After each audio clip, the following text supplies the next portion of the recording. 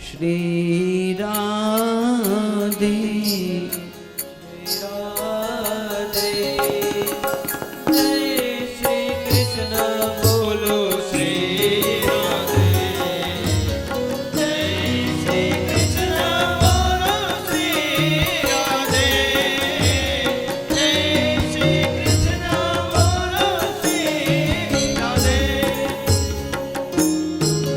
सवै स्वयंभुव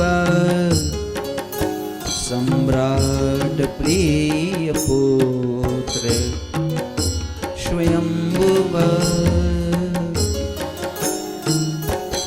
प्रतिलभ्य प्रियां पत्नी हिंसकारते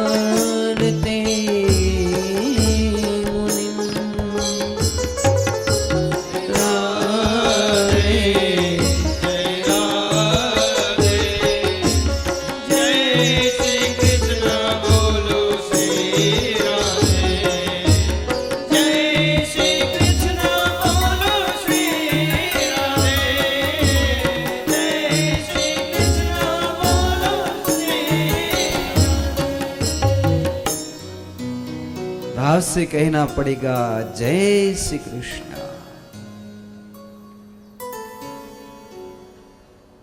सर्वप्रथम स्वयंभू मनु प्रगट्या। तमने कोई पूछे कि तमे मनुष्य छो? बोले हाँ, पर तमारू नाम मनुष्य केम पड्યું? कि अमे मनुनी संतान छीए। केनी? मनु महाराजनी संतान छीए, એટલે આપણું નામ છે મનુષ્ય। કોણ હતા મનુ? તો કે ભગવાને પોતે જ અવતાર લીધો હતો। નવમી સૃષ્ટિમાં બ્રહ્માજી કીધું કે આ બધી સૃષ્ટિ તો બનાવી, પણ ઝાડવા બનાવ્યા, પક્ષી બનાવ્યા, પશુ બનાવ્યા, પાણી બનાવ્યા, આકાશ બનાવ્યું, પણ માણસમાંથી બનતો નથી, સ્ત્રી નથી બનતી, પુરુષ નથી બનતો। પ્રભુ તમે કંઈ કરો ને। तो वैकुंठमांथी भगवान पोते ज मनुष्य बनीने पहला वहेला प्रकट थई गया अने लक्ष्मीजीने सतरूपा महाराणी बनावीने प्रकट कर दीधा। तो पहले वेली आपणी मां छे लक्ष्मी, सतरूपा आपणो बाप छे भगवान विष्णु, આપણે એની સંતાન એમાંથી જ માણસ બન્યો। પછી એના બીજ બનાવ્યા કે હવે આવા જ માણસ બનાવવાના। કેના જેવા? સ્વયંભૂ મનુ મહારાજ જેવા। પછી આપણે કહેવાય ગયા મનુષ્ય। દુનિયાનો દરેક માણસ ક્યાંથી પ્રગટ થયો? ભગવાન વિષ્ણુમાંથી। પછી તો બ્રહ્માજી જોઈ લીધું કે આવા મનુષ્ય હોય એટલે હજારોની સંખ્યામાં મનુષ્યો બનાવ્યા। ત્યારે મનુષ્યો કેવા લાગ્યા? પહેલે તો ખાવા દેવું, રહેવા માટે કંઈક જગ્યા દેવું। અને ત્યારે હતા ક્યાં કને બધાએ? કમળના પાંદડા ઉપર। બ્રહ્માજીનું કમળનું જે પાંદડું છે ને એને શું કહેશું? પદ્મકલ્પ। અત્યારે વરાહકલ્પ છે, પણ એને કહેવાય પદ્મ। બધાએ કમળના પાંદડા ઉપર રહેતા બ્રહ્માજીના। એટલે કે રહેવા માટે જગ્યા દેવો। બ્રહ્માજી કહે છે ભગવાન વિષ્ણુને કે આ મનુષ્ય તો બની ગયા, હવે આને રહેવા માટે જગ્યા ક્યાં દઉં? કેવી રીતે એમને હું આપી શકીશ રહેવાની જગ્યા? એટલે શું કર્યું? છીક આવે છે બ્રહ્માજીને અને અંદરથી એક ભૂંડનું બચ્ચું, વરાહ ભૂંડ, દાંતી હોય ને અંદર, એવો સુવર આટલું નાનકડું મચ્છર જેટલું આમ પ્રગટ્યું। પછી ધીમે ધીમે ધીમે મોટું થવા માંડ્યું। આકાશમાં માથું, પાતાળમાં પગ, ચાર હાથ, ચારે હાથમાં શંખ, ચક્ર, ગદા, પદ્મ। અરે આ તો ભગવાન વિષ્ણુ છે। બોલીએ વરાહ ભગવાન કી જય। બ્રહ્માજી કમળના પાંદડામાંથી ઊભા થઈ ગયા, આરતી ઉતારવા લાગ્યા ગંગાજળ લઈ ભગવાનના ચરણ ધોયા. અરે તમે તો સાક્ષાત વિષ્ણુ છો. કે વિષ્ણુ નહીં, હું વરાહ છું. અને તમે કીધું ને કે રહેવા માટે કંઈક આપો, એટલે હું પ્રગટ થયો છું. આજથી લોકો મને યજ્ઞ કહેશે. શું કહેશે? યજ્ઞ. હું યજ્ઞ સ્વરૂપ છું. સમજાણો ને? કોઈ આપને પૂછે કે યજ્ઞ એટલે શું, આપણે કેવું કે યજ્ઞ એટલે ભગવાન વિષ્ણુ, ભગવાન વરાહ. આજથી જે લોકો અગ્નિની ઉપાસના કરશે તો જે કંઈ પણ માંગશે એને બધું જ મળશે. સંતાન નહીં હોય એને સંતાન મળશે, રોગીના રોગ મટી જશે. કેવી રીતે? યજ્ઞ કરીને. પછી વરાહ ભગવાન કહે છે કે તમને પૃથ્વી જોઈએ છે? તો કે હા. આમ નીચે દ્રષ્ટિ કરી, ત્રીજા પાતાળની અંદર પૃથ્વી હતા. ત્રીજા પાતાળમાં જઈ પોતાના 2 દાંત હતા, એ 2 દાંતની અંદર આમ અહીંયા કને લગાડી દીધી પૃથ્વીને, દડાની જેમ. કેવા હશે ભગવાન તાકાતવાળા! આખી પૃથ્વીને દડાની જેમ લગાડી દીધી. અને આમ બારે આવે છે તો એટલામાં એક કશ્યપ ઋષિનો દીકરો છે જેનું નામ છે હિરણાક્ષ. એ આડો ઊભો થઈ ગયો કે ભાઈ આ પૃથ્વી તો મારી છે, આ પૃથ્વી તમે ક્યાં લઈ જાઓ છો? અને મને નારદ મુનિ કીધું કે તમે બહુ બળવાળા છો, તો હાલો ને આપણે થોડી કુસ્તી કરીએ. તો ભગવાન કહે છે ચાલો. પછી બંને જણાએ બહુ કુસ્તી કરી. પછી અંતે ભગવાને એને ગદાથી મારી નાખ્યો અને પૃથ્વીની સ્થાપના અહીં કરી. પણ તમને ખબર છે હિરણાક્ષ એટલે શું? પેલા એક વખત રાવણ છે ને બલિરાજા પાસે જાય છે કે આપણે 2 જણા થઈ અને વિષ્ણુને બાંધી નાખી તો આપણે અસુરોને બહુ નડે છે, આ હાલો એને બાંધી નાખી. કે એટલે બલિરાજા હસવા લાગ્યા કે ભાઈ મને એને બાંધી નાખ્યો, હું એને ક્યાં બાંધી નાખું? તો રાવણ કે મારામાં તો બહુ તાકાત છે, મેં કૈલાસ પર્વત ઉપાડી લીધો હતો. તો બલિરાજાએ શું કીધું ખબર છે? કે સામે ઘંટડી પડી ને, જબ ઘંટડી જેવું દેખાય ને પિત્તળનું, એ સોનાનું હતું, એ જરાક ઉપાડી આવો તો. રાવણને કીધું તમે કૈલાસ ઉપાડ્યું હશે ને, તો એને ઉપાડો. આમ ઉપાડ્યો. વજન તો બહુ હતું, 1000 ટન વજન હતું, ઊંચું જ નથી. તો રાવણે પૂછ્યું કે આ શું છે, આ ઊંચું નથી થતું? તો કે મારા દાદા હિરણાક્ષ જેને ભગવાને મારી નાખ્યા હતા ને હમણાં, એ આ કાનમાં પહેરતા એ કુંડલ છે. લેવો, એના કાનના કુંડલ એવા છે કે રાવણથી ઊંચું નથી. તો મારા દાદામાં કેવી તાકાત હશે? તારાથી ઊંચું નથી થતું ને એ મારા દાદાજી કાનમાં લટકાવતા.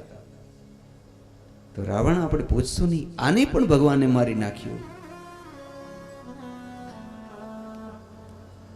એટલે પૃથ્વીની પછી સ્થાપના કરવી. બેનો, એક તો પૃથ્વીને કોઈ દી લાત ન મારવી, આમ ધીબા ન મારવા, કારણ કે માં છે. કેવી રીતે રાજી થાય? તો કે એક તો એને નખથી ખોતરવી નહીં, લાત ન મારવી. પછી જ્યારે આદ્રા નક્ષત્ર હોય ત્યારે એ રજસ્વલા હોય છે પૃથ્વી 3 દિવસ, તો એ 3 દિવસ ખાસ એને ખોદવાની નહીં, ખેડ ન કરવી. ગ્રહણ વખતે પણ 3 દિવસ આ પૃથ્વી બીમાર થઈ જાય છે, ગ્રહણ હોય ત્યારે. તો ગમે તેવા કામ હોય તો ગ્રહણ વખતે 3 દિવસ પૃથ્વીને ખોદવી નહીં. ભૂકંપ થાય ત્યારે પણ 3 દિવસ પૃથ્વી બહુ જ દુઃખી હોય છે, 3 દિવસ એને ખોદવી નહીં. આ પૃથ્વી ઉપર ક્યારેય પણ માળા ન રાખી દેવાની. માળા ફેરવતા હોય ને, આ પૃથ્વી ઉપર રાખી દેવું તો પૃથ્વીથી એનું વજન સહન નથી થતું. ભગવાનને સ્નાન કરાવીને જળ આમને આમ રેડી દઈએ તો માતાજીથી સહન નથી થતું. ક્યારેય પણ શંખ એમને રાખી ન દેવાનું. કંઈક પણ વસ્ત્ર રાખીને પછી એમાં મૂકવું. ભગવાનની મૂર્તિ, શંખ, માળા, કંઈ પણ વસ્તુ જો આપણે એમને પૃથ્વી ઉપર રાખીએ તો પૃથ્વીને બહુ વજન લાગે, પૃથ્વી નિશાસા નાખે. એક તો વારંવાર એને ઝાડુ મારવો, જેટલું વધારે ઝાડુ મારીએ એટલા માતાજી રાજી થાય. આપણે કોઈક પગ દબાવી દે, આપણે કોઈક માથા ધોઈ દે ને આપણે કેમ મજા આવે, કોઈક બીજો જ આપણે નવડાવી દે કેટલી મજા આવે. એ માતાજીને વારંવાર તમે ઝાડુ મારો, વારંવાર પાણી છાંટો, ઝાડવું, સિંચવું ને લીપવું. ત્રીજી વસ્તુ છે વારંવાર માતાજીને લીપવા નહીં, તો માતાજી બહુ રાજી થાય. અને ચોથું ખોદવું. ખોદવું એટલે જ્યાં ખરાબ જગ્યા હોય ત્યાં ખોદી ને સારું કરી દેવું, ક્યાંય પણ ગંદકી ન રહેવા દેવી, તોય માતાજી એ રાજી થાય. અને પાંચમું, જ્યાં ગાયો બેસે એ જગ્યા ઉપર આ ધરતી માતા બહુ રાજી થાય છે. ગ્રહણ હોય, અમાસ હોય, પૂનમ હોય, સંક્રાંતિ હોય, ત્યારે વૃક્ષોને છેદન ન કરવું, પાંદડું પણ તોડવું નહીં. તો આવી રીતે પોતાના દાંતમાંથી ઉતારી પૃથ્વી માતાને રાખી દીધી. નીચે પોતે જ સર્પ બની અને પોતાના એક ફણા ઉપર પૃથ્વીને પોતે જ ધારણ કરી લીધી. પોતે જ સ્વયં કાચબો બની પાતાળમાં ચાલ્યા ગયા અને આકાશમાંથી પણ પોતે એની ચોટી જાળી રાખી છે. પૃથ્વી અને આકાશની 10 દિશાઓમાં આ બધું જેટલું બેલેન્સ દેખાય છે, આ બધું જ બેલેન્સ કોણે કર્યું છે? મારા કૃષ્ણ પરમાત્માએ. સમજાણું ને? એટલે જ આપણે એના ગુણગાન ગાઈએ છીએ, એના યશ ગાઈએ છીએ. તો જરા ભાવથી કહો જય શ્રી કૃષ્ણ. આવો યાદ કરી પ્રભુને.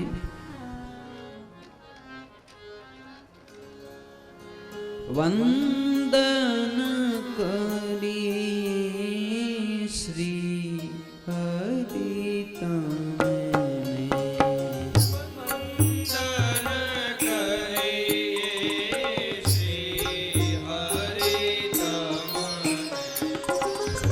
શ્રી હરિ તમને, શ્રી હરિ તમને.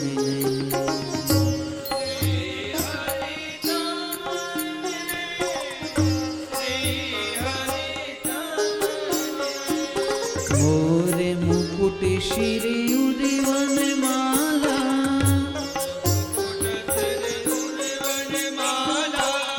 બંસી રસાલા શંગ હે ગ્વાલા.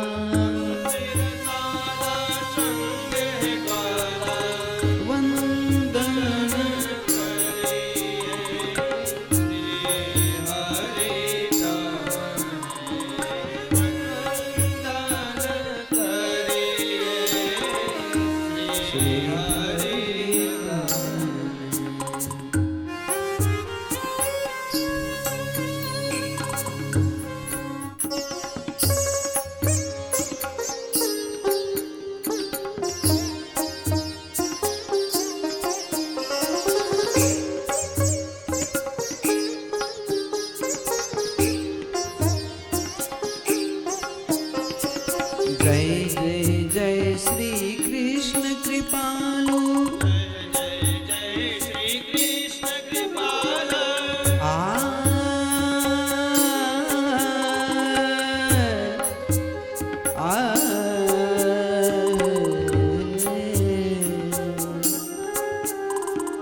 જય જય જય શ્રી કૃષ્ણ કૃપાલુ. दुख भंजन सुख कंज दयालो. वंदन करी श्री हरि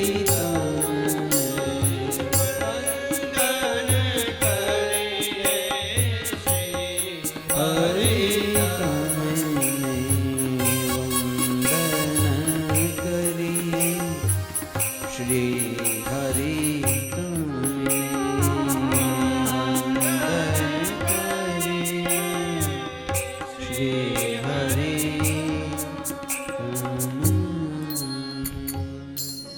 ભાવથી કહો જય શ્રી કૃષ્ણ. જરા જોરથી બોલો.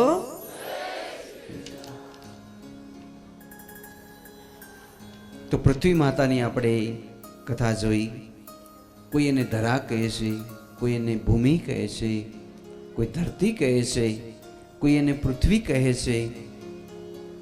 પણ જોવાનું એ છે પૃથ્વી કોણે બનાવી છે તો કે બ્રહ્માજીએ.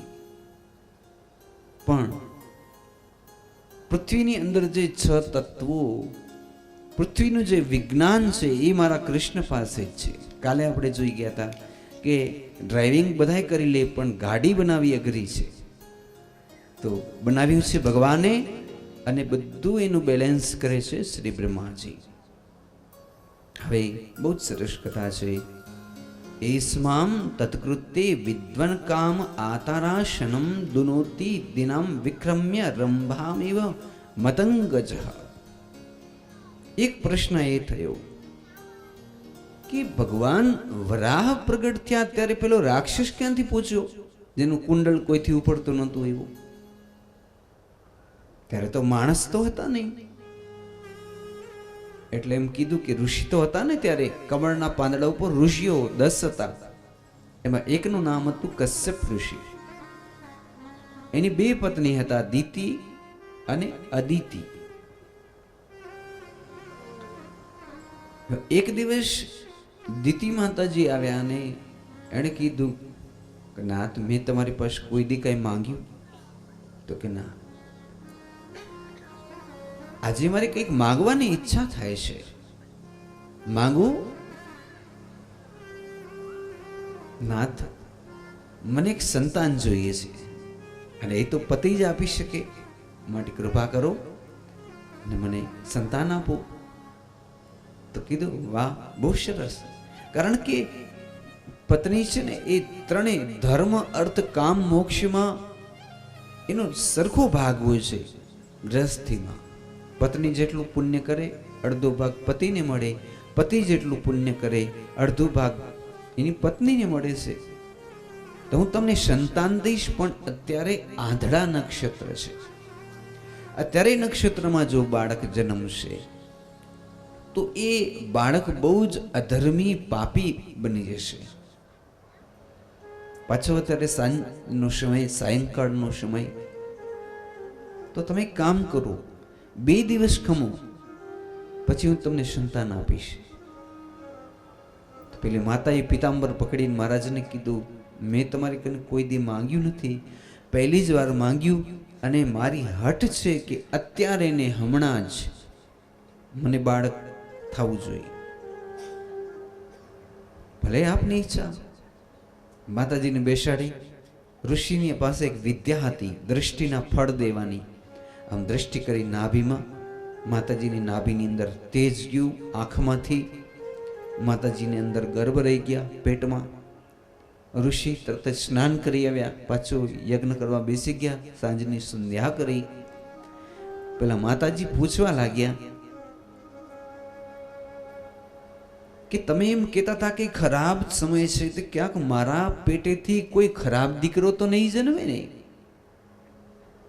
એટલે ઋષિએ આંખ બંધ કરીને કીધું કે તમારા પેટેથી એક નહીં પણ 2 દીકરા જન્મશે, હિરણાક્ષ અને હિરણાક્ષિપુ. 2 અસુર જન્મશે. અરે રે, આપણે તો બ્રાહ્મણ કહેવાય અને આપણા ઘેર તો ઋષિ કુમારો જન્મવા જોઈએ, અને એના બદલે જો અસુર જન્મે તો કેટલું બધું ખરાબ કહેવાય. તમે કંઈક એવું કરો ને કે જેથી આપણા કુળની અંદર કોઈક સારો તપસ્વી, વિદ્વાન, એવા ભક્ત, એવા બ્રાહ્મણ જન્મે. ના, કારણ કે મેં તમને ત્યારે જ કીધું હતું કે અસુરી વેળા છે. સાંજના સમયે ભોગ ન કરાય, સાંજના સમયે ખાટલે ન સુવાય, સાંજના સમયે સ્મશાનમાં ન જવાય, સાંજના સમયે યાત્રા ન કરાય. સાંજનો સમય એવો છે એને અસુરી વેળા કહેવાય. તો થોડોક સમય આપણે એમને બેસી જવું પડે. પણ તમે સાંજના સમય બાળક માંગ્યું એટલે આવો અસુર જેવા પુત્ર થશે. પણ તમે જ્યારે રડી રહ્યા છો તો મને દયા આવે છે. જાઓ, તમારા દીકરાના ઘેર એટલે તમારો પુત્ર ભક્ત પ્રહલાદ થઈને જન્મશે, એટલા વરદાન આપું છું. બાકી તમારા બે દીકરા આસુર થશે, પૌત્ર તમારો ભક્ત થશે. એટલે પછી બે ભાઈઓ પ્રગટ થયા, હિરણાક્ષ અને હિરણાક્ષિપુ. પછી એને ઘેર ભક્ત પ્રહલાદ જન્મે છે. એવો પ્રશ્ન પૂછવામાં આવ્યો વિદુરજીએ કે એ વખતે કેવી રીતે અસુરની સૃષ્ટિ થઈ ગઈ? એના પહેલા કોઈ અસુર હતા? તો કે ના, પહેલે વહેલા જ આ બે અસુરો જન્મ્યા. તો કેમ કરતા જન્મ્યા? શું કારણ હશે ભલા? એટલે વળી પછી કથા એમ કે છે વૈકુંઠ તરફ લઈ જાય. આવો સાંભળીએ.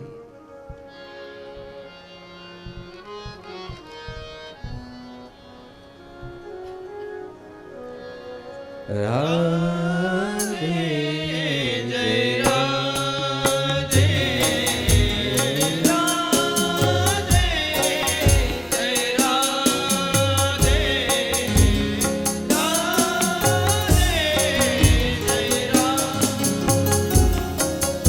તિથિર્વાચી વદં ભગવતાં સાક્ષાત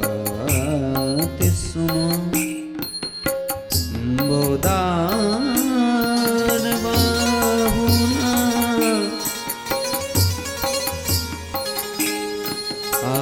આસાતે પુત્રયોર્મયં માતુદાદે બ્રહ્મણા દિવો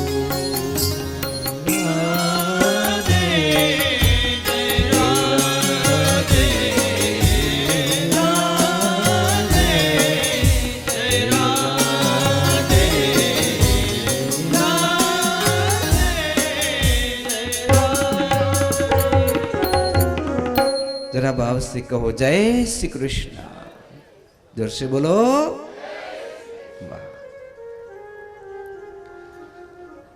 વૈકુંઠની 7 ભાગર છે. માની લો કે આપણે વૈકુંઠ જઈએ, આપને ખબર કેમ પડે કે આ વૈકુંઠ હશે, આ નરક હશે, આ સ્વર્ગ હશે? એના માટેના પણ પુણ્ય જરૂરી છે.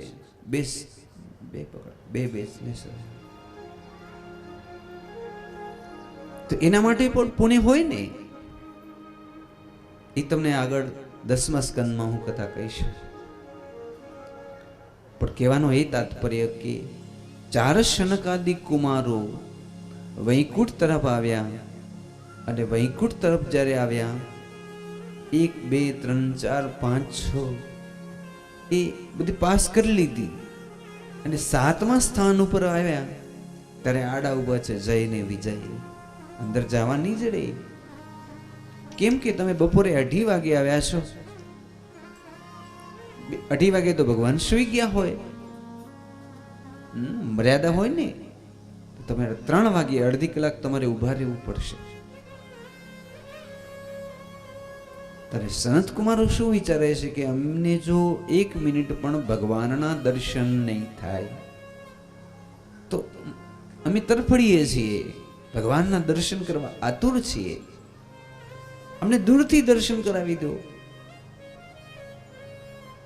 હવે જોજો તમે ઘણી વખત આવું થાય કે નહીં. એટલે શાસ્ત્ર એમ કહે છે કે મંદિરે જ્યારે જવું હોય ત્યારે કેટલી બધી મર્યાદાઓ રાખવી જોઈએ. એક તો જ્યારે ધજા દેખાય એમ આમાં લખ્યું છે ચંપલ ઉતારી દેવી, અને ઘોડા ઉપર બેઠા હોય તો ઘોડામાંથી નીચે ઉતરી ચંપલ ઉતારી ઉઘાડા પગે મંદિરમાં જવું. દર્શન કર્યા પછી પરિક્રમા જરૂરથી કરવી. ભગવાનની મૂર્તિ સામે પગ લંબાવીને ક્યારેય ન બેસવું. ભગવાનની મૂર્તિની સામે કાંગ વાળીને ક્યારે ન બેસવું, ઊંચા પગ કરીને. ભગવાનની મૂર્તિની સામે શું તો ક્યારેય પણ નહીં, નિંદર ન કરવી. ભગવાનની મૂર્તિની સામે જે ભોજન કરે છે એ પણ પાપી માણસ છે, કોઈ દી ભોજન પણ ન કરવું. ભગવાનની મૂર્તિની સામે ક્યારેય પણ જૂઠું ન બોલવું. દર્શન કરતા હોઈએ, ફોન આવી જાય અને આપણે કેમ ખોટું બોલવું પડે, અહીંયા નથી ત્યાં જવું ને, તો બીજે હજી ખોટું બોલી જજો, પણ ભગવાનની મૂર્તિની સામે તો ખોટું નહીં જ બોલવાનું. પછી ભગવાનની મૂર્તિની સામે જોર જોરથી નહીં બોલવાનું, મંદિરમાં ધીમે ધીમે બોલવાનું. એક બેન હશે તો ધીમે ધીમે જ બોલશે, પણ 8-10 ભેગા થઈ જાય તો ભગવાનનું પણ માથું દુખાડી દે. તો ભગવાનના મંદિરમાં ધીમું ધીમું બોલવું, ભગવાનના મંદિરમાં ઝઘડા ન કરવા, ભગવાનના મંદિરની અંદર કોઈને આશીર્વાદ ન દેવા. કોઈ પગે લાગે તો કેવું, ભાઈ ભગવાનને પગે લાગો દીકરા, એ ભગવાન ઉભાને અમે ક્યાં આશીર્વાદ દેશું? મૂર્તિની સામે આપણાથી કોઈને આશીર્વાદ ન દેવાય ને કોઈને પગે ન લગાવાય. પછી મૂર્તિ ભગવાન પાસે વ્યર્થ સામગ્રીઓ ન રાખવી, બગડી ગયેલી, ખરાબ થઈ ગયેલી કેવી વ્યર્થ સામગ્રી ન રાખવી. મૂર્તિને પીઠ દઈને ન બેસવું. જય ભગવતી. તો મૂર્તિને પીઠ દઈને ન બેસવું. પછી મૂર્તિના દર્શન કરતી વખતે એટા હાથે દર્શન ન કરવું.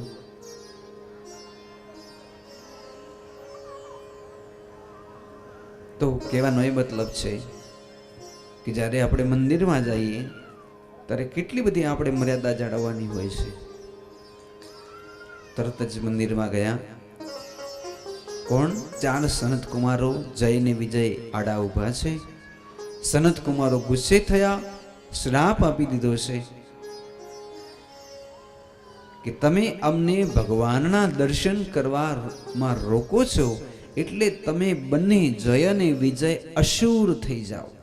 ભગવાનના દર્શન કરતા રોકી એને શું કહેવાય? અસુર. માટે જાઓ, તમે બંને અસુર થઈ જાઓ.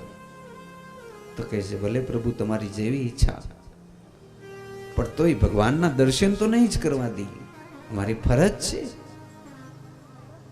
ત્યાં તો ભગવાન પોતે સ્વયંભૂ બહાર આવી ગયા.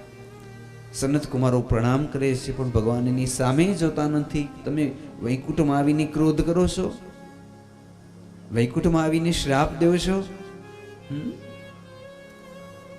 સનત કુમારો હવે શરમાઈ ગયા. કહે છે, પ્રભુ અમારાથી ક્રોધ થઈ ગયો, અમને માફ કરો. આ શ્રાપ તો દેવાઈ ગયો, પણ હવે શું કરવું? ભગવાને કીધું, એક કામ કરો, જેટલી વખત એ અસુર થશે એટલી વખત હું પણ અવતાર ધારણ કરીશ, કારણ કે આ મને બહુ પ્રિય છે. પણ કેટલી વખત આ અસુર થશે એ તો કયો, અને કે દિવસે વળી પાછા વૈકુંઠમાં પાછા આવશે. એટલે સનત કુમારો કહે છે, પ્રભુ હવે તમે જેમ વચ્ચેથી જેમ કહેશો એવી રીતે થશે.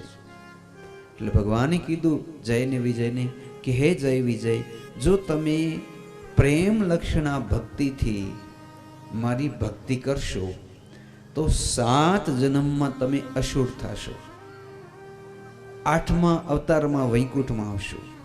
પણ તમે વૈર ભાવેથી, અસુર ભાવેથી ભક્તિ કરશો તો તમે 3 જ જન્મની અંદર વૈરભાવથી ભક્તિ કરીને પછી તમે વૈકુંઠમાં આવશો. તો તમારે પ્રેમ ભાવથી ભક્તિ કરવી છે કે વૈર ભાવથી? જય અને વિજય કહે છે કે 7 જન્મ તો કેવડા મોટા થઈ જાય, જુગે જુગે એક જન્મ, 7 યુગ નીકળી જાય. એની કરતા અમને 3 જ યુગની અંદર અમને ત્યાં અસુર ભલે બનવું પડે, અમે અસુર પ્રકારે તમારી ભક્તિ કરશું, વૈર ભાવેથી ભક્તિ કરશું. હવે આપણે જરાક ફોડ પાડીએ જો એમાંથી, તો પ્રેમ ભાવે ભક્તિ કેને કહેવાય? તો કે પ્રેમ ભાવે ભક્તિ એવું હોય કે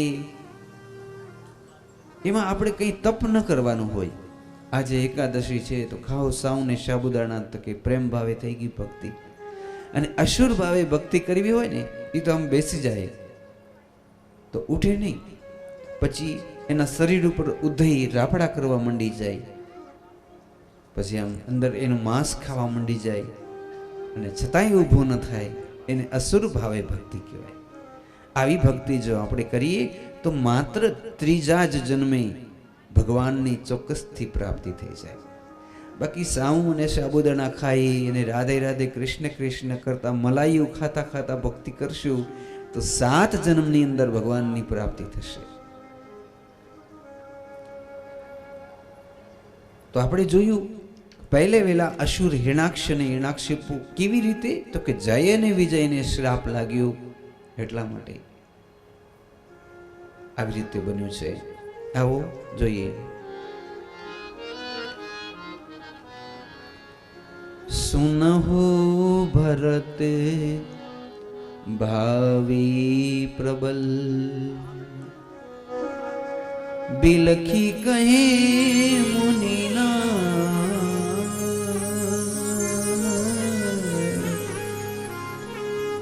સુનહુ ભરત ભાવી પ્રબલ સુનહુ ભરત ભાવી પ્રબલ બિલખી કહે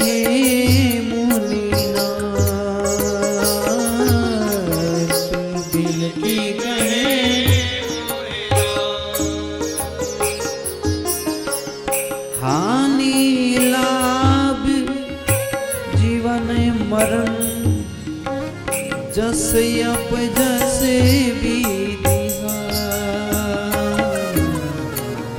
सुनहु भरत भावी प्रबल सुनहु भरत भावी प्रबल सुनहु भरत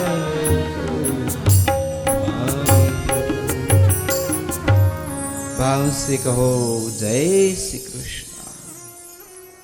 भाग्यम फलंती सर्वत्र न विद्या न पुरुष. વિદ્યા ગમે તેટલી હશે, પુરુષાર્થ ગમે તેટલો કરશો, પણ જ્યાં સુધી ભાગ્ય તમને સાથ નહીં આપે ત્યાં સુધી તમારા જીવનની ઉન્નતિ નહીં થાય. અને ભાગ્ય જો સાથ આપે તો માણસ આપોઆપ સહજ ભાવેથી ઉન્નત થઈ જાય છે. એટલા માટે ભાગ્ય એ શ્રેષ્ઠ છે. અને સારા ભાગ્ય ક્યારે બનશે તો કે ભગવાનની ભક્તિ કરવાથી, ભગવાનનું નામ લેવાથી, થોડા કષ્ટ સહન કરવાથી તો આપણું ભાગ્ય છે ચમકે છે, શ્રેષ્ઠ બને છે. હવે આગળ એક સુંદર મજાની કથા આવે છે. સિદ્ધપુરની કથા છે. સિદ્ધપુરની અંદર એક મહાત્મા રહે છે જેનું નામ છે કરદમ મહારાજ. નામ પ્રમાણે ગુણ છે. બ્રહ્માજીએ તેને આજ્ઞા આપી છે કે હે દીકરા, જાઓ તમે વંશની વૃદ્ધિ કરો. પ્રજા સૃજેતિ ભગવાન કર્દમો બ્રહ્મણોદિતમ સરસ્વત્યામ તપસ્તેપે સહસ્રાણાશુમાદૃશા.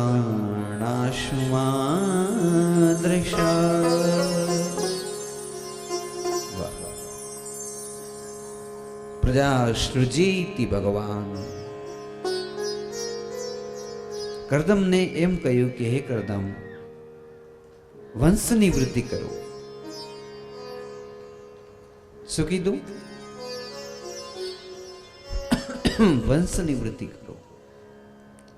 આ ભગવાનની આજ્ઞા છે. કેટલું વંશ થવો જોઈએ? તો એમ કે છે 10 દીકરા થવા જોઈએ. કોઈ પણ માણસને એમ કે 10 દીકરા તમને થવા જોઈએ, એમ કે છે બ્રહ્માજી. તમને પૂછે કે આપણા શાસ્ત્રમાં ક્યાં એવું લખ્યું છે કે આપણે કેટલા દીકરા દીકરી હોવા જોઈએ? બોલે હા, ચોક્કસથી લખ્યું છે. 10 દીકરાના આશીર્વાદ આપે છે ભગવાન. આજે આપણે બહુ મોટી વિડંબના છે કે માન એકાદો દીકરો કે 2 દીકરા માન આપણી ઈચ્છા થાય છે કે આપણે કરીએ ને. આપણે 10 દીકરાનું મહારાજ તમને હમણાં આશીર્વાદ દઉં હું તો એમ કે મહારાજ ગાંડા થઈ ગયા છે. હે 10 દીકરા આખા.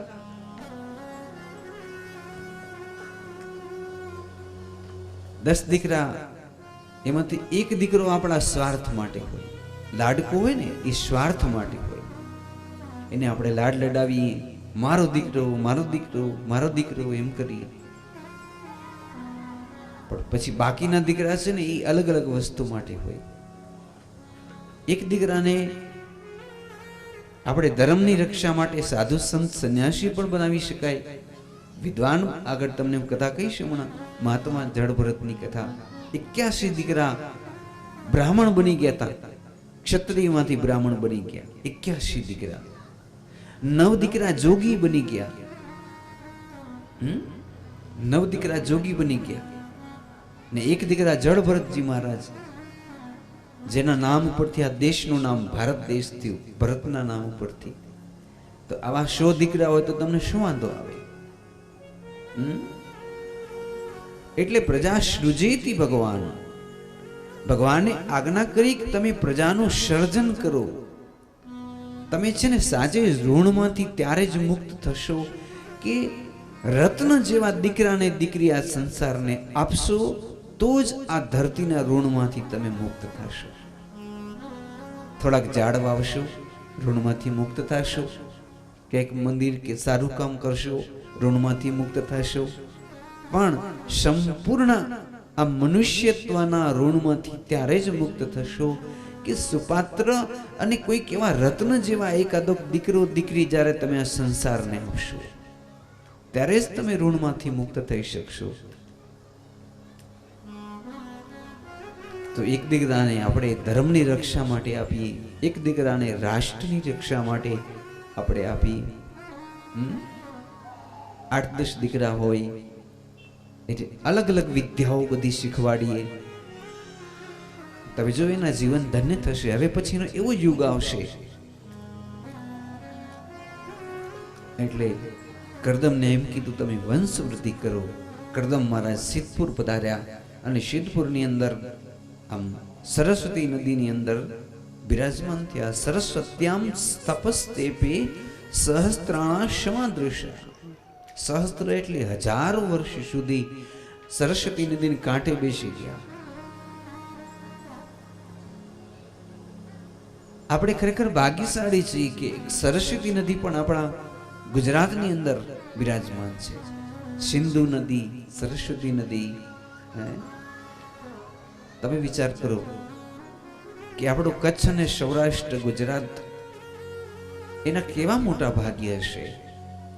નહીં તો ગોકુળ ને મથુરા છોડીને ભગવાનને અહીંયા આવવાની કેમ જરૂર પડી? ક્યાં ગોકુળ ક્યાં મથુરા, આવ્યા આપણા દ્વારિકા.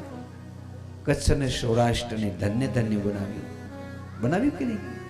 તમને કોઈ પૂછે ક્યાં તમે રહ્યો તો કચ્છમાં. ઓહો, દ્વારિકાધીશનું કચ્છ સૌરાષ્ટ્ર. પછી આપણે 2 સરોવર છે, આપણે નારાયણ સરોવર, બિંદુ સરોવર, એ પણ ગુજરાતમાં. પછી જ્યોતિર્લિંગ સૌરાષ્ટ્રે સોમનાથન છે. 2 જ્યોતિર્લિંગ આપણા ગુજરાતમાં. અને ખાસ તો આદ્ય શક્તિ જેને આપણે અંબા કહીએ, એના બેસના આરાસુર, ગબ્બર ગોખે. ગિરનાર ઉપર પણ દત્ત ભગવાનના બેસના શું વખાણ કરવા. તમે વિચાર કરો, ભગવાને જ્યારે વિરાટ રૂપ લીધું, ક્યાં લીધું ખબર છે? ભરૂચ, આપણા ગુજરાતમાં. વામનમાંથી વિરાટ બની ગયા. 2 વખત ભગવાન ગરુડ ઉપર બેસીને આવ્યા, એ પણ આપણા ગુજરાતમાં. એક વખત નારાયણ સરોવર ભગવાન પધાર્યા, ગરુડ ઉપર બેસીને આવ્યા. ગરુડજી આ ધરતી ઉપર ઉતર્યા, ભગવાને પોતાના ચરણારવિંદ આ ધરતીને સ્પર્શ કર્યા. એમને એમ સિદ્ધપુરમાં. તો કેટલું બધું કહેવાય, વિચાર કરો. આપણી ધરતી ધન્ય ધન્ય છે, જ્યાં 2 વખત તો ભગવાને પોતાના ચરણારવિંદનો સ્પર્શ કર્યો છે આ ધરતી ઉપર. અને એમાંય પાછો દ્વારકાધીશ તો દ્વારિકામાં કેટલા એમણે કાયમ 125 વર્ષ સુધી આ બધી ભૂમિ ઉપર ભગવાને દોડાદોડ કરી, ધરતીને પવિત્ર પાવન કરી દીધી. એ ધરતીમાં આપણે જન્મ્યા, એ ધરતીનું આપણે પાણી પીધું, એનું અન્ન ખાધું છે. તો એ સરસ્વત્યાસ તપસ્તીપે. તો ભગવાન ગરુડ ઉપર બેસીને આવ્યા અને જોયું કરદમ એવું તપ કરે છે, ભગવાનની આંખમાંથી અશ્રુના બિંદુ પડ્યા. અને એ બિંદુ કેટલું હતું કે એક મોટું ખાડો ભરાઈ ગયું, સરોવર બની ગયું. અને ભગવાને કીધું આ બિંદુ છે એના નામ ઉપરથી બિંદુ સરોવર થશે. તો નામ થઈ ગયું બિંદુ સરોવર, જેને આપણે માતૃગયા કહીએ છીએ. કોઈ પણ સ્ત્રી નાનકડી બાળકીથી લઈ અને વૃદ્ધ માતા હોય, એના શ્રાદ્ધ કરવા હોય તો આપણે સિદ્ધપુર જવું પડે. સિદ્ધપુરની અંદર આમ ખાલી એક જ ખોબો પાણી લઈ અને તમે એમ કહો કે મારા વંશમાં જેટલી પણ સ્ત્રીઓ મૃત્યુ પામી હોય એ બધી જ સ્ત્રીઓને હે કપિલ ભગવાન તમે દિવ્ય ગતિ આપજો. ને આમ કરી જાય પીપળાએ પાણી ચડાવો. તો કપિલ ભગવાને વચન આપ્યું છે કે એના વંશની જેટલી પણ સ્ત્રીઓ હશે તો હું ચોક્કસથી એને દિવ્ય ગતિ આપીશ. આવું છે બિંદુ સરોવર. તમે ગયા છો બિંદુ સરોવર?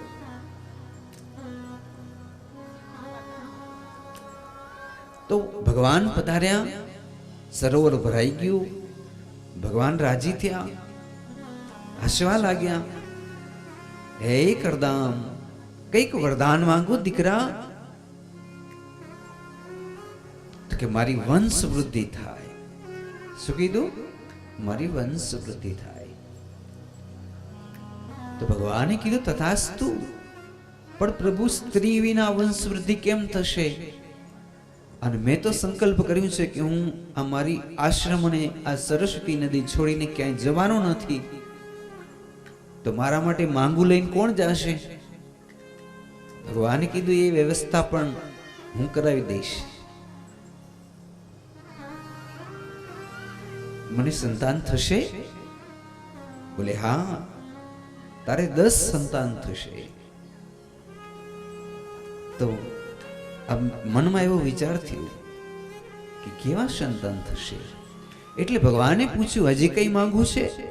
કે પ્રભુ મને ક્ષોભ થાય છે કે મને એક એવો દીકરો થાય જે સાક્ષાત તમારા જેવો જ હોય. કારણ કે કોઈ જેવા તેવા દીકરા થાય તો શું કામના? તમારા જેવો જ દીકરો મને પ્રાપ્ત થાવ.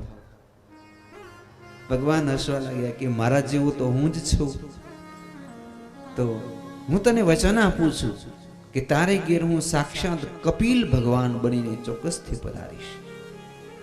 બસ હવે કઈ માંગવું છે? તો કે ના પ્રભુ હવે કઈ નથી માંગવું. તો ભગવાન અદૃશ્ય થઈ ગયા. ઋષિ વિચાર કરે આ બધું કેમ થશે? એમ કરતા સવાર પડી એક રથ આવીને ઉભો રહ્યો. આખા ભારત દેશનો નહીં પરંતુ મન્વંતરના રાજા સ્વયંભૂ મનુ રથમાં બેસીને પધાર્યા. ભેગા માતા શતરૂપા મહારાણી અને સાથે લાડકડી દીકરી છે દેવહૂતિ. શું નામ છે? દેવોને પણ જન્મ આપે એવી દેવહૂતિ. 8 જ વર્ષના છે.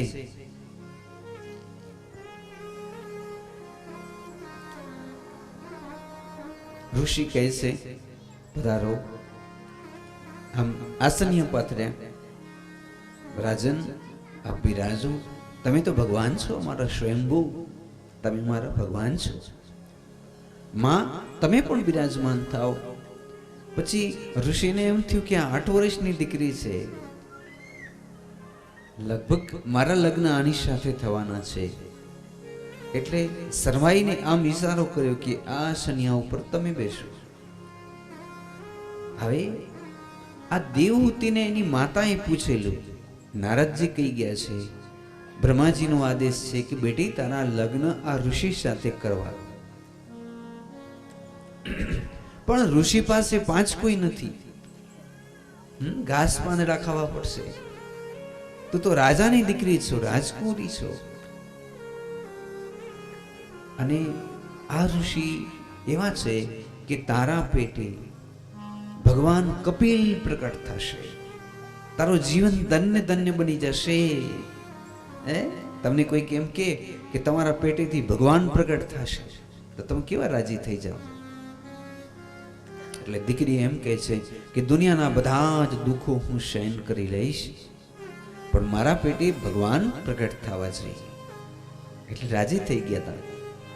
નક્કી જ કર્યું તો કે આપણે ઋષિથી જ લગ્ન કરવા છે.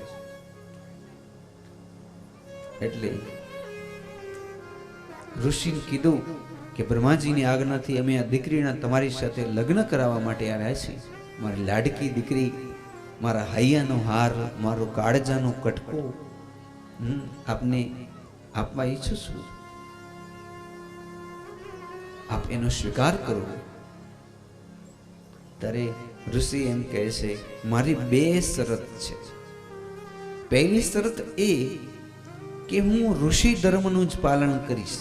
તમારી દીકરી રાજાની કુરી કાલે મને એમ કે દાગીના લઈ આવો, સાડીઓ લઈ આવો, આ લઈ આવો, ખાવાની વસ્તુ લાવો, હું કાંઈ લાવીશ નહીં. બીજું, એક દીકરો થશે ને હું સંન્યાસ લઈ લઈશ. આ 2 શરત જો મંજૂર હોય તો જ આપણે લગ્ન કરવા છે, નહીં તો નહીં. એટલે માએ સામે જોયું દેવૂતીની સામે, બેટા હવે શું કરવું? દેવૂતીએ હા પાડી, માં મને શરત મંજૂર છે, મારી દીકરીને શરત મંજૂર છે બાપુ, તો ચાલો લગ્ન કરાવો. એ ફૂલમાળા એકબીજાને પહેરાવી સ્વયંભૂ મહારાજે પોતાની લાડકી દીકરીનો હાથ લઈ શરમાતી દીકરીનો હાથ ઋષિના હાથમાં આપ્યો. મારી દીકરી, મેં કોઈ દી એને દુખી નથી કરી, એના પડતા બોલ ઝીલ્યા છે. હે ઋષિ, મારી દીકરીનો ખ્યાલ રાખજો, સંભાળ રાખજો. મારી દીકરી બહુ સુપાત્ર છે. રડવા લાગ્યા 2 જણા. ત્યારે દેવતી એમ કહે છે કે માં તમે ચિંતા ન કરો, માં આ ઋષિની સાથે હું એનો પડછાયો બનીને રહીશ. પછી લગ્ન સંપન્ન થયા. એટલે કે કર્યાવરમાં હવે શું આપવું? ઋષિ કહે છે, હું અયાચક છું, લઈશ નહીં કોઈ પણ વસ્તુ. તમારે દીકરીને જે દેવું હોય તે દઈ જાઓ. એટલે દીકરીને બધું પહેરાવ્યું. પછી સાંજ પડી કે હવે અમે જઈએ છીએ અને અવારનવાર આવતા રહીશું. બેટી અમે જઈએ. પછી ઊભી થઈને માને ભેટી પડી, ભલે માં, પણ ઉભા રહ્યો. પછી આમ કાનમાંથી, નાકમાંથી, હાથ પગના ઘરેણા બધું જ કાઢી અને માને આપી દીધું. માં, અત્યાર સુધી હું રાજકુમારી હતી, પણ આજથી હું ઋષિ પત્ની છું. એક ઋષિ પત્નીને શોભે એવું મારાથી પહેરાશે, એવું ખવાશે. આ મને દાગીના ના જોઈએ. માં તમે લઈ જાઓ. વલ્કલ વસ્ત્ર ધારણ કર્યા, ઋષિ જેવા જ. પછી ચાલ્યા ગયા. હવે ઋષિ શું કહે છે? દેવી, તમે જો રજા દેવો તો મારે 12 વર્ષની સમાધિ લગાડવી છે. કેટલા વર્ષની? 12 વર્ષની. તો પેલી દીકરી એમ કહે છે, નાથ આપની ઈચ્છા, મારાથી જીવિત થશે આપની સેવા કરીશ. એટલે તરત જ ઋષિ મૃગચર્મ પાથર્યું, પાણીની આચમની પી, પલાકી વાળી આંખ બંધ કરી બેસી ગયા.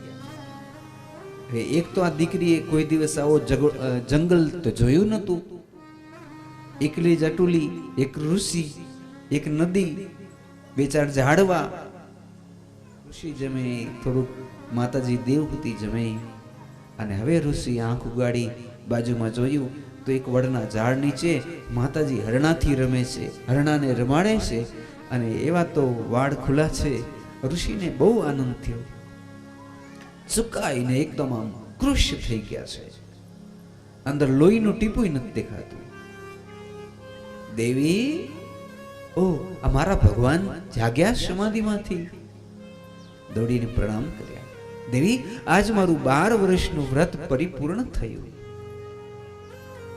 હા નાથ, વાહ. દેવી, આ તમારું શરીર એકદમ સુકાઈને કૃશ થઈ ગયું છે. તો કે ના, હું તમારી સેવા કરું એટલું તો હજી પણ મારી અંદર તાકાત બળ બધું છે. જે સત્વગુણનું કહેવાય એવું શરીર મારું બરોબર છે.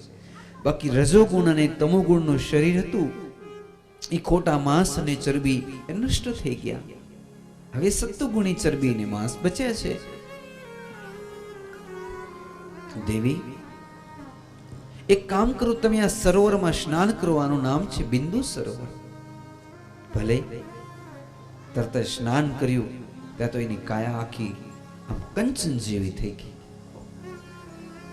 ચામડી જોવે તો આપણે કેમ જાણે કોઈ દેવતાની ચામડી હોય એવું આખું શરીર થઈ ગયું દેવતી માતાજીનું.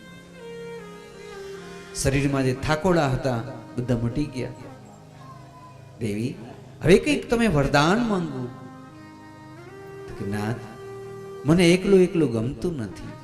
મારા પેટેથી કોઈક સંતાન થાય હું એવું ઈચ્છું છું. ઓહો, ઋષિ મંત્રજ્ઞ હતા. એણે કંઈ કામ કર્યું તો એક મોટું વિમાન થઈ ગયું અને અંદર બધી જ સુવિધા વાળું એક મોટું વિમાન. એમાં ઋષિ બેઠા, પત્નીની બાજુમાં બેસાડી, પછી કંઈક બોલ્યા તો વિમાન આકાશમાં ઉડવા માંડ્યું. 1 વર્ષ સુધી 365 દિવસ સુધી આકાશમાં વિમાન ઉડતું રહ્યું ને 1 વર્ષ પછી તે વિમાન પાછું સરસ્વતી નદીને કાંઠે આવ્યું, નીચે ઉતર્યું. ત્યારે અંદરથી કેટલા જણા ઉતર્યા? ગયા ત્યારે કેટલા હતા? 2 જણા, પતિ અને પત્ની, દેવહૂતિજી, કરદમ મહારાજ. પણ ઉતર્યા ત્યારે 11 જણા નીચે ઉતર્યા છે. 9 દીકરીઓના જન્મ થઈ ગયા છે. કેટલી? 9 દીકરીઓ. પૂજ્ય ડોંગરે મહારાજ કહેતા 9 દીકરીઓ નથી, આ નવધા ભક્તિ હતી. તમારા ઘરે કપિલ તો જ અવતરિત થશે કે જ્યારે નવધા ભક્તિને તમારી દીકરીઓ જેવી બનાવી દેશો. એ કેવા હશે કે જેને નવધા ભક્તિને દીકરીઓ જેવી બનાવી દીધી? 11 જણા વિમાનમાંથી નીચે ઉતર્યા ને ઋષિ કહે છે કે મને વળી પાછી સમાધિ લગાડવી છે. દેવી, મને રજા આપો. જજો, હવે માતાજી રજા નથી આપતા. એ કે હવે તો આપણી જવાબદારી વધી. આ દીકરીઓના લગ્ન કરાવી અને પછી તમારે સમાધિમાં ભલે બેસવું હોય તો બેસો. ઋષિ વિચારે કે હું આ દીકરીઓની સગાઈ કરવા માટે ક્યાં જઈશ? નારદજીને યાદ કર્યા. નારદજી આકાશમાંથી 10 પ્રજાપતિને લાવ્યા છે અને આ 10 જે પ્રજાપતિઓ છે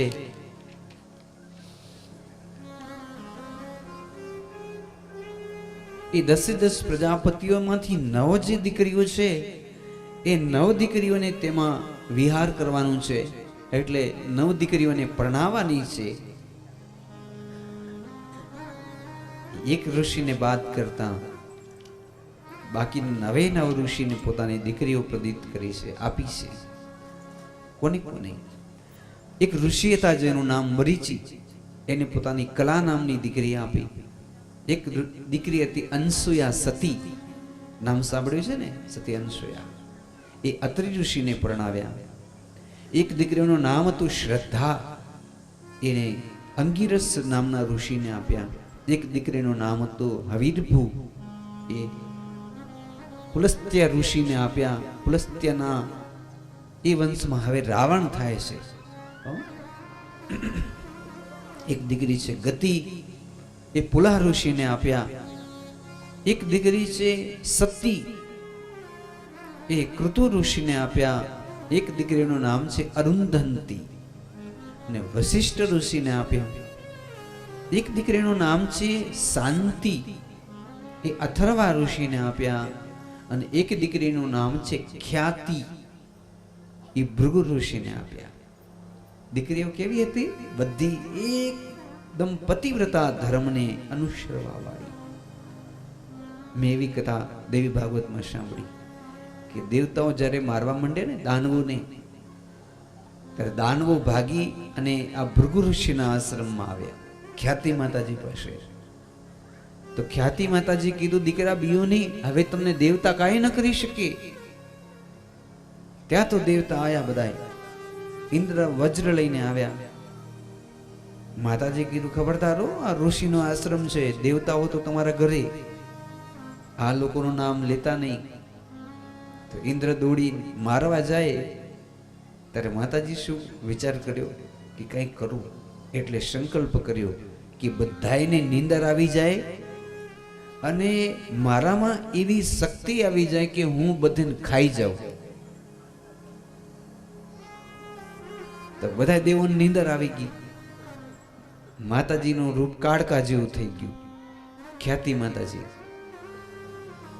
ઇન્દ્રને ઊંચી નીંદર આવી એટલે એને વિષ્ણુ ભગવાનને યાદ કર્યા કે આ ડોશીમાં તો બધું પૂરું કરશે, 33 કોટીને મારી નાખશે, હમણાં ખાઈ જશે. તો ભગવાન આવ્યા. પ્રભુ, આ માતાજી કંઈક મેલી વિદ્યા કરી, શું કરી ખબર નહીં, પેલી બધાને નીંદર અને પછી બધાને ખાઈ જશે. ત્યારે ભગવાને સુદર્શન ચક્ર મૂક્યું, માતાજીનું માથું કાપી નાખ્યું. પછી બધાને નીંદર ઉડી. અને પછી ભૃગુ ઋષિ આવ્યા. આવીને જોવે પોતાની પત્નીનું સુદર્શન ચક્રથી માથું કાપેલું. માથું લઈને હાલે ગયા વૈકુંઠમાં. કેવા ઋષિ હશે? ભગવાનને કે આ કામ તમે કર્યું છે?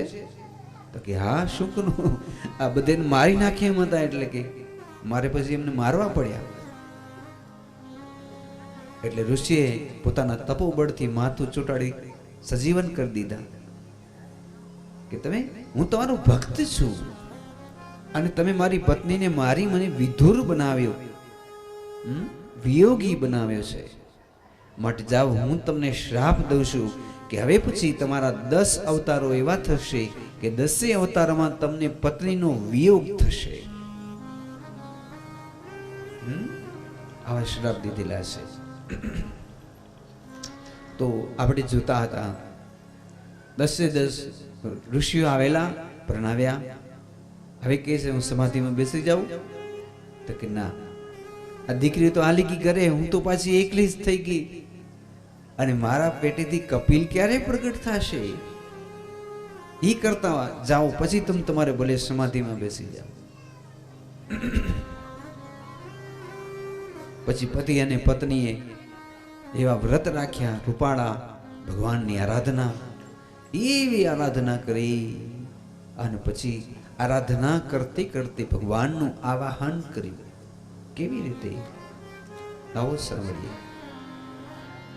રાધે જય રાધે.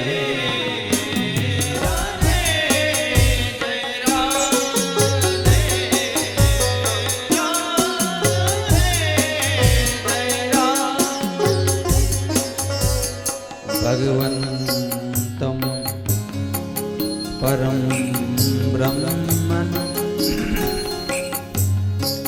સત્વિનાશેન શત્રુહન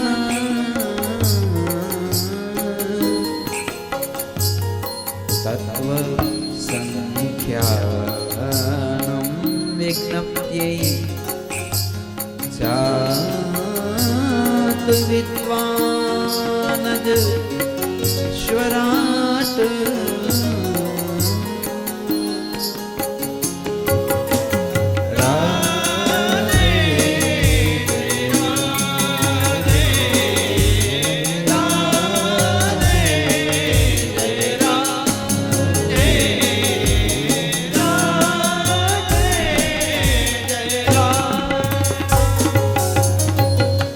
भाव से कहो जय श्री कृष्ण. આજની કથા થોડીક અઘરી અઘરી કથા, ઝોલા નથી આવતા ને કોઈને.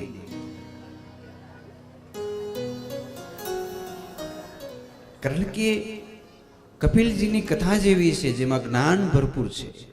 આમાંથી આપણે ઘણું બધું શીખવા મળે કે એક દીકરી જ્યારે સાસરે જાય અને કાંઈ પણ સુવિધા ન હોય અને છતાંય કેવું જીવન દીપાવે છે. દીકરીઓને આ જ સંદેશ દેવાનો છે. જે ઘરડી માતાઓ છે એને તો ખબર જ છે કે એના જ્યારે લગ્ન થયા ને ત્યારે કંઈ ગાડી બંગલા કાંઈ નહોતા, દાંતેણા હતા, તરફાર હતા, ધંધો હતો, છે કે નહીં? બધી આ મોટી મોટી માતાઓ છે એને તો ખબર જ હતી કે બાપને ઘેર પણ ધંધો કરવાનો ને સાસરામાં પણ ધંધો જ કરવાનો છે. આજે પરિસ્થિતિ બદલાઈ ગઈ. આજે આપણી દીકરીને ચા બનાવતા પણ ના આવડતી હોય ઘણી વખત. તો આ કથાઓ સાંભળ્યા પછી આપણે આપણી દીકરીની અંદર અમૃત ભરવાના છે. બેટી, આ દીકરીએ જેટલા દુઃખ સહન કર્યા, તો આજે અમે વ્યાસપીઠ ઉપરથી એના ગુણ ગાઈએ છીએ, એના યશ ગાઈએ છીએ. જ્યારે કોઈ પણ દીકરી સુપાત્ર બને એટલે 3 પેઢીને ઉજ્જવલ કરે છે. માતાનો વંશ ઉજ્જવળ કરે, મોસાળ ઉજ્જવળ કરે, મોસાળનો વંશ, અને સાસરિયાને ઉજ્જવળ કરે છે. તો ઉતાવળા થશો નહીં. ક્યારેય પણ દીકરી એમ કે મને અહીંયા દુઃખ છે, કે મને કંટાળો છે, કે મને તકલીફ છે, તો એકદમ સમજી વિચારી આવી કથાઓ સાંભળી ધીરે ધીરે બધાએ નિર્ણય લેજો. સુખની શું વ્યાખ્યા છે? કયો સુખ કેને કહેવાય? કયો? નહીં તો હું બતાવું તમને કે એક ભાઈ છે ને, છોકરી જોવા માટે ગયા. મૃત્યુ પોતે, એના મા બાપ, દીકરી પેલો ચા પાણી લઈને જોયા, એકબીજાને ગમી ગયા. પછી ક્યારે પાકું કરશું? એટલે એના બાપે કીધું કે જમાઈ, એટલે મૂર્તિયાને કીધું, તમારે મારી દીકરીને સુખી કરવી પડે. મને વચન દેવ તો આપણે સગાઈ કરવી છે. તમારે મારી દીકરીને સુખી કરવી પડે, મને વચન દો. તો પેલો ઉઈ પણ હોશિયાર હતો. એણે શું કીધું કે મારો 60-70 હજાર પગાર છે, એ મહિને મહિને આવીને તમારી દીકરીના હાથમાં દઈશ. મારે રહેવા માટે બંગલો છે, એની ચાવી પણ તમારી દીકરીના હાથમાં દઈ દઈશ. એને પિક્ચર જોવા લઈ જઈશ, એને સારું સારું ખાવા માટે પણ આપીશ. પણ છતાંય એને સુખી થવું કે દુખી થવું એ તો તમારી દીકરીના હાથમાં છે. હું દઈ દઈશ, પૈસા દઈ દઈશ, સુખ આપી દઈશ, સુખની સગવડો આપી દઈશ, પણ સુખી થવું કે ન થવું એ તો તમારી દીકરીને પૂછો કે એને સુખી થવું કે નહીં. આટલું બધું મળ્યા છતાંય. સાચી વાત કે નહીં? તો જેને સુખી જ નથી થવું એને ભલા કોણ સુખી કરી શકશે?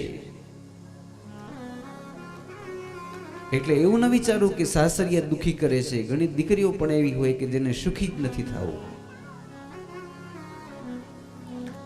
તો હવે ભગવાન કપિલનો અવતાર થાય છે. ભગવંતમ પરમ બ્રહ્મનમ સત્વેનાશેન શત્રુહન તત્ત સંખ્યાન વિજ્ઞપ્ત્યે જાતમ વિદ્વાન જ સ્વરાટ. આરાધના કરી અને એક દિવસ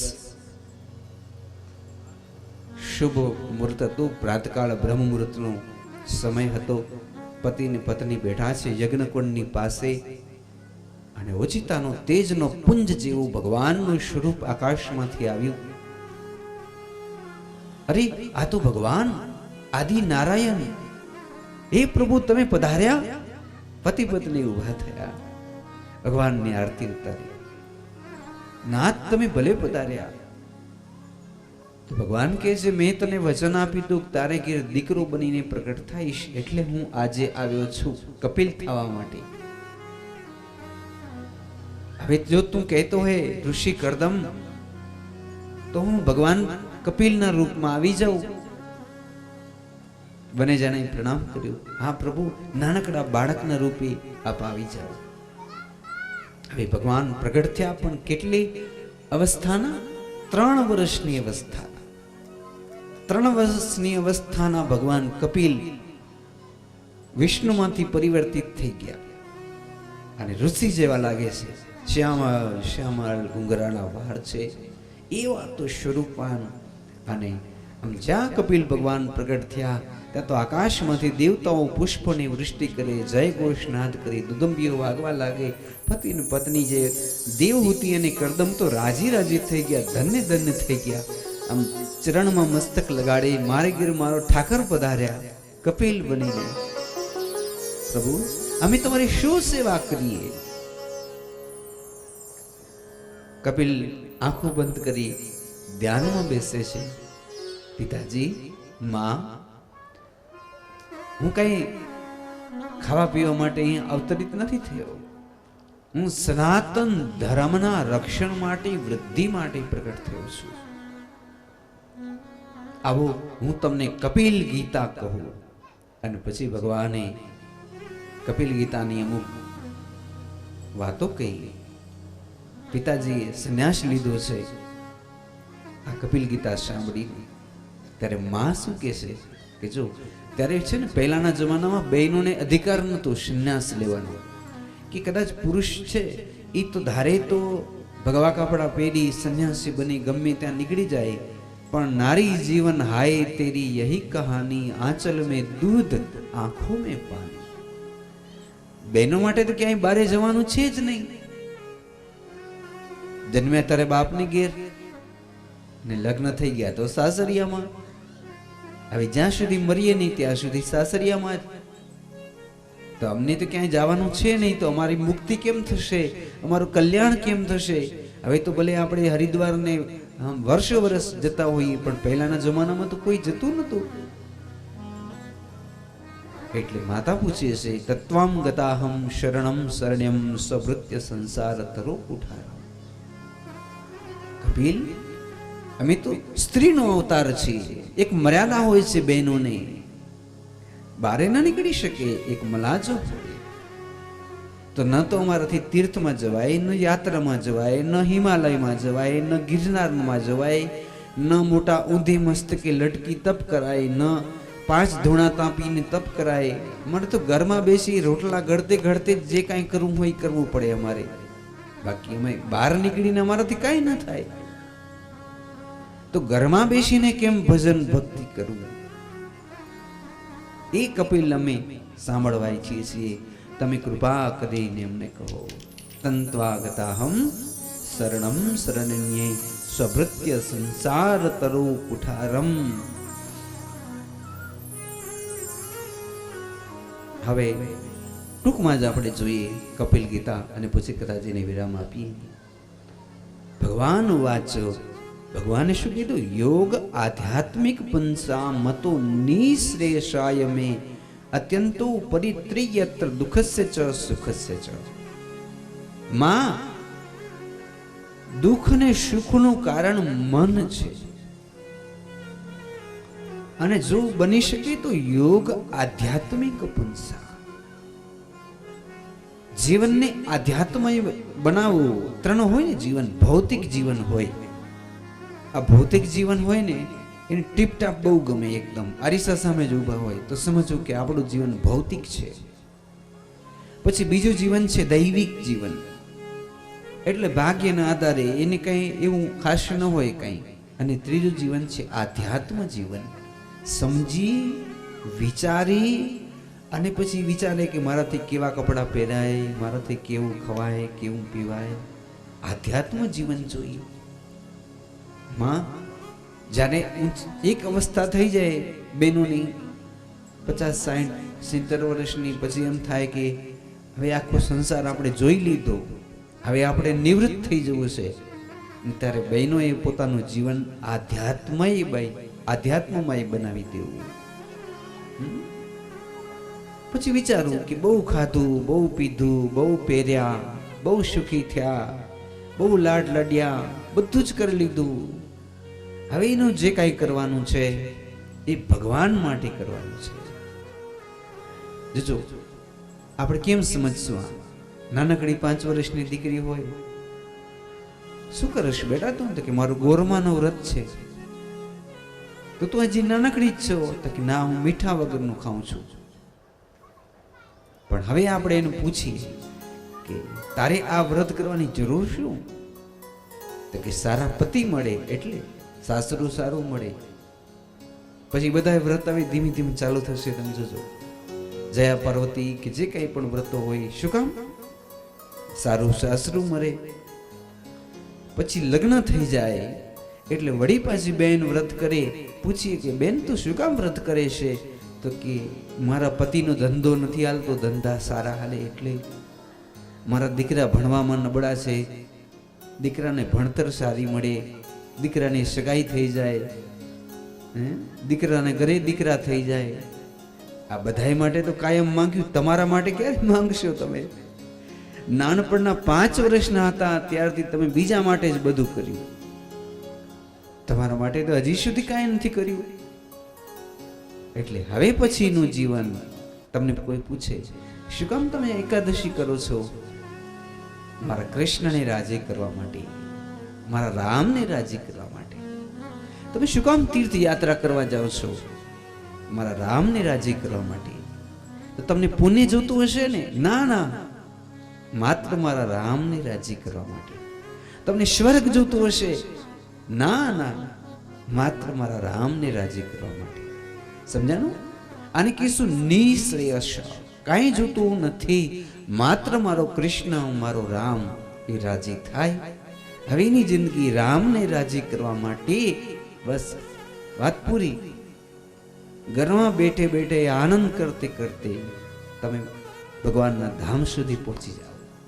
પણ કેવી રીતે? તો કે હવેનું જીવન રામના માટે, કૃષ્ણના માટે. કપિલ ગીતામાં પુરુષ અને પ્રકૃતિ જેની કથા કહી, તત્વોની સંખ્યાની કથા કહી. આપણું શરીર કેટલા તત્વનું બનેલું છે? 24. 5 જ્ઞાનેન્દ્રિય આટલી નડી સુધીમાં, નડીથી નીચેના ભાગમાં 5 કર્મેન્દ્રિય એટલે 10 ઇન્દ્રિય થઈ ગઈ. પછી 5 તન્માત્રા, 5 ભૂત એટલે 20, અને મન, બુદ્ધિ, ચિત્ત, અહંકાર એટલે 24. આ 24 તત્વનું શરીર આપણું, મારું, તમારું, બધેનું. હવે 25મું તત્વ એટલે આત્મા, 25મું તત્વ, અને 26મું તત્વ એટલે પરમાત્મા. આ 25 તત્વને બરોબર જાણી લઈ અને પછી 26મા તત્વની સંશોધન કરવું, બ્રહ્મ વર્ચસ્વ કરવું, એનું નામ છે જીવન. ભગવાનને શોધી લેવા. શું શોધી લેશો? ભગવાનને શોધી લેવા. બાકી તો બધું શોધવા નીકળીએ છીએ આપણે. કીડીબેન ને પૂછીએ, કીડીબેન સવાર સવારમાં આવડા વહેલા ક્યાં હાલ્યા? તો કીડીબેન એમ કે દાણો ગોતવા માટે ભૂખ લાગી છે ને. અને ચકલીબેન તમે? ચકલીબેન એમ જ કે ભૂખ લાગી દાણો શોધવા. અને કરોડ રૂપિયાની ગાડીમાં સુટકેસ લઈને કોઈક જાય ધંધો કરવા, એને પૂછીએ તમે? તો કે હું દાણો શોધવા જાઉં છું. વસ્તુ તો એક જ ને બધી. કોઈ પણ માણસ હોય સવારે ઉઠીને જાય ક્યાં? દાણો શોધવા. એટલે ભૂખ લાગી છે, ખાવા પીવા કે જે ધંધો કરવા. તો એ તો સામાન્ય વસ્તુ છે. દરેકે દરેક પશુ, જીવ, માત્ર બધાય તો આપણે જોતા હતા. એમાં શોધવા જેવી વસ્તુ છે આત્મા. 3 વસ્તુ છે ને, અથા તું બ્રહ્મ જિજ્ઞાસા, અથા તું તત્વ જિજ્ઞાસા. તમને પૂછું, ચાલો બ્રહ્મ કોણ છે? બેન, ભગવાનનું નામ કયો તમે? કોણ છે બ્રહ્મ? તમે 10 ભગવાનના નામ દઈ દેશો કે આ ભગવાન છે, આ ભગવાન. એમ નહીં, સાચા ભગવાન કોણ? તો તમે પાછા માથું કંજવાળો કે ઈ અમને એવડી ખબર ન પડે. એટલે પહેલી વસ્તુ છે અથાતુ બ્રહ્મ જિજ્ઞાસા. આપણો સાચો ભગવાન કોણ છે? અથાતુ ધર્મ જિજ્ઞાસા. સાચો ધર્મ કેને કહેવાય?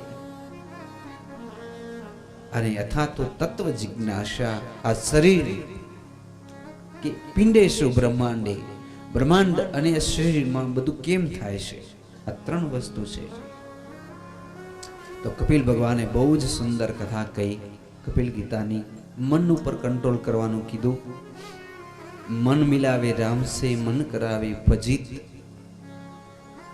મન કો કયો ન માનીએ, મન જ્યાં ત્યાં લઈ જાય, મન કો એશો મારીએ, મન ટુકડે ટુકડા હો જાય. અને પછી જે માતાજી છે ને એ સ્વયંભૂ નદી બની ગયા. કોણ? દેવહૂતિ માતાજી. પાણી વેવા માંડ્યું આખા શરીરમાંથી. દીકરા, તમે જે મને કપિલ ગીતા કહી એ સાંભળી અને મારું શરીર નદીના રૂપમાં થઈ ગયું. તો સમજી ગયા આ જ્ઞાનમાં કેટલી તાકાત હશે. એ સાંભળ્યાની સાથે નદીના રૂપમાં થઈ ગયા. માં, કંઈક માંગો નહીં, હું વચન આપું, તમે માંગશો એ આપીશ તમને.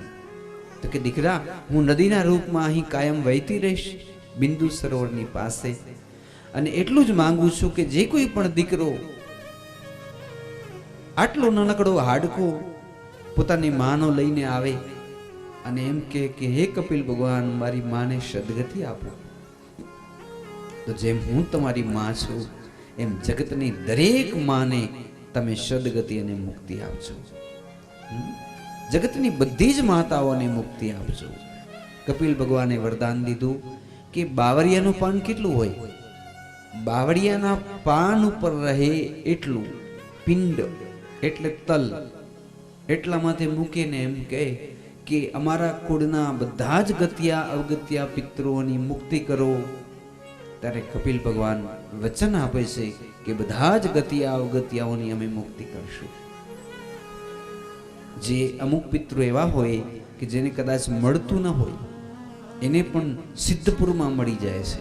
ગ્રહણ સમય, ગ્રહણ ચાલુ હોય અને ત્યારે કોઈ ચૂડેલ કે કોઈ ખરાબ અવસ્થામાં જ્યારે કોઈ પિતૃ હોય તો એને મળે નહીં, ભાગવત કરો તોય ન મળે.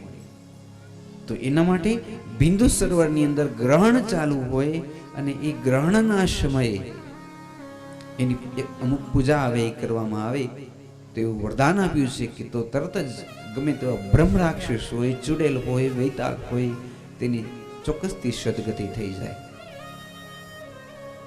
તો આજનો સમય મર્યાદા પણ અહીં પરિપૂર્ણ થાય છે. આજની કથાને આવો વિરામ આપી અને આજની કથાને સમાપન કરી ભગવતી શ્રી અંબે મહાકાલી કૃષ્ણનારાયણ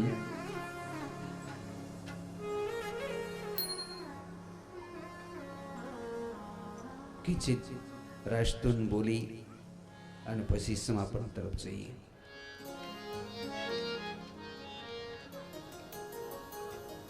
શેરી વળાવી સજ કરું, આંગણીએ પથેરાવું હો, મારે ઘરે આવો ને, મારે ઘરે આવો ને, મારે ઘરે આવો ને. શેરી વળાવી સજ કરું, આંગણીએ પથેરાવું, મારે ઘરે આવો ને, મારે ઘરે આવો ને.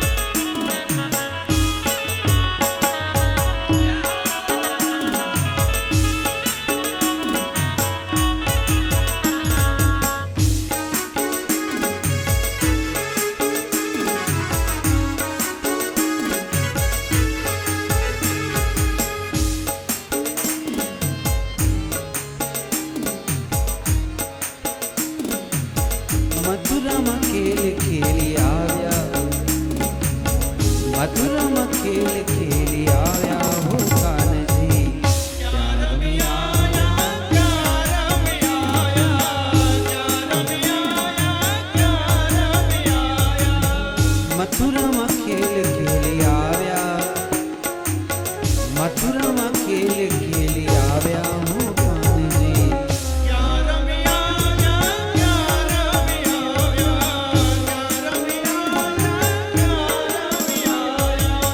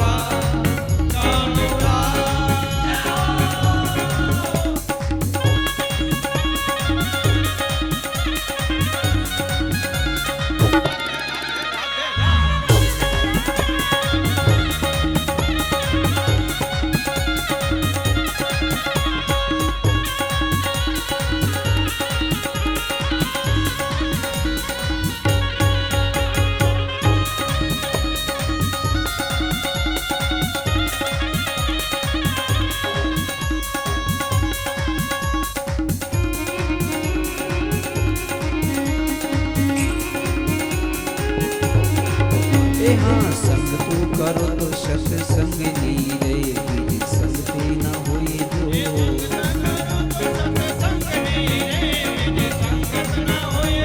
સંગતિ કરો તો સત્સંગની રે બીજી સંગતી ના હોય જો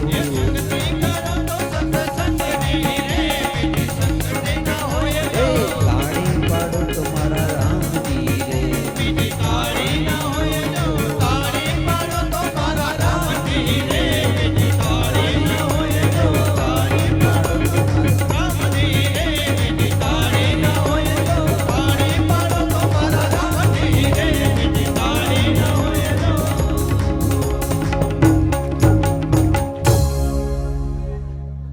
भाव से कहूं जय श्री कृष्ण जोर से कहिए अहम वैश्वानरो भूत्वा प्राणिनां देहमाश्रित